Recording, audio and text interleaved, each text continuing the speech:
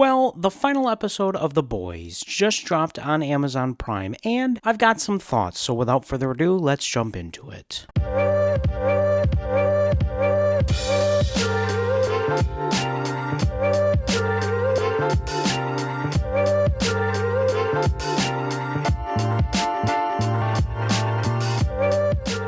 Episode 8 of Season 5, of course, the final episode of the show, Blood and Bone, just dropped on Amazon Prime, and I thought I would do away with the script and just kind of take a raw approach to this. I know editor me will not appreciate this because I'm sure there's going to be a lot of rambling, but I have a lot of thoughts and I don't want to settle down and write a script. We start the episode with the boys burying Frenchie and some funny moments there, definitely some of the boys writing. And overall, I thought it worked pretty well. We also get the conclusion of Sage's story, at least in the main television show here, and I think it works well. I think the jokes are funny, and I think the way that they manipulate Kimiko to see if she has the actual powers to kill Homelander is a fun thing to watch. Of course, then we go to the White House as we've got a lot of things going on, but it all eventually leads to the boys trying to take down Homelander, and there's a lot of time to talk about the issues with the, I don't know if believability is the right word, but because of the vast powers of the wide range of characters in this show, the power dynamic is certainly off, really, in a lot of the show, at least for me, and for certain the last couple seasons, so I'm not going to spend too much time talking about that, although that is a big thing I noticed in this episode. And I should preface this all with saying, I did like the ending. It is good for where they had backed themselves into a corner, and that's where I think my points are going to lie. But as far as the battle of the White House in the Oval Office, it was cool, but Homelander versus Butcher, it's kind of a fight we have seen before, and even more recently, obviously, with Ryan at the beginning of the season. The clashing across the room, all that stuff, the fight itself feels like a fight that we have seen multiple times. But of course, when Homelander finally gets depowered, that is a very powerful moment, and it is really awesome to see Homelander without power and how Butcher handles it. I think also the death of the Deep is great. I think it's ironic. A lot of the plot points that we went this episode just feel like safe outs, right? The irony of him dying by the other fish kind of felt like a safe out, but it also kind of felt like, hey, we need to wrap that guy's story up in this show, in this series, so we're going to do it kind of on the side here. There was a lot of that here, and Sean Chandler talked about it in his review, how a lot of this last season really feels like at one time it is moving really fast and at another time it's moving really slow. Like the pacing is so confusing here, and that's a part where the pacing is just not great in terms of some of these characters kind of get a rushed off, kind of we're doing it on the side sort of ending. Again, with that said, I think overall the deaths all really make sense. I think Homelander's makes sense, the Deeps make sense. Honestly, I think Butcher's is a good scene, and still towards the end there, you still kind of agree with Butcher because at the end of the day, they didn't really do anything to vaunt the machine. They just took down Homelander, which feels like our goals kind of shifted as the show went on, and maybe not to take down Vought. I think maybe the boys' writing room and creative team thought of that as a way to kind of keep the door open to continue the story, but it also leads you thinking like, hey, maybe this could have happened a little while ago. And of course, the death of Terror, which is probably the saddest death of them all. It was weird. I had gotten that spoiled for me this week. Out of all the things from the boys to get spoiled, that's the thing that I got spoiled.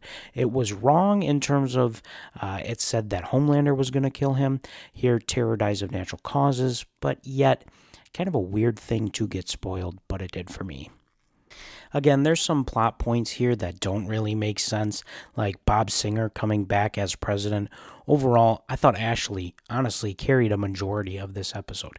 She was great and would love to see more of her character. Obviously, who knows what the future holds for the current timeline of the boys. Obviously, we get that pre-show with Soldier Boy. Of course, he is one that we didn't see in this episode. I guess I lied.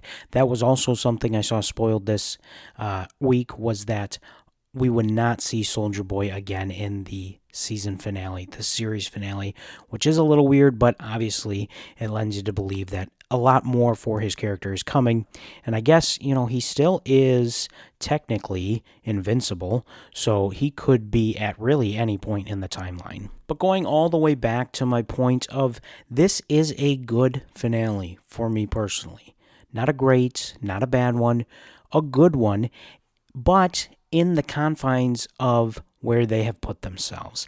I think they really put themselves into a corner in terms of the trajectory of this season. If you watch the first episode and this episode, it really feels like in the middle, you would not be able to guess where the season goes. There's a lot of that building for Soldier Boy's next TV show sort of vibes in the middle, and a lot of the side quests and a lot of the, hey, this is the way we're going to kill Homelander, and then at the end of the day, it's like, no, we're just going to kill him the other way.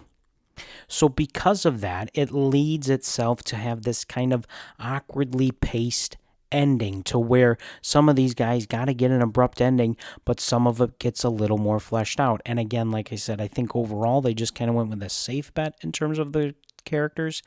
I think it worked, but I think certainly as a whole, the final season could have been a lot better. Of course, at the end of the day, we get the quote-unquote riding off into the sunset for Huey and Annie as they prepare for their daughter, and Huey turns down Bob Singer because he has his own shop now, which of course ties back to before he started in this journey with the boys. Again, I think it all works well. Now, again, all that's to say overall, I did actually enjoy this season. I'm not saying it's the greatest season of all time, and I'm not saying it's the worst season of all time.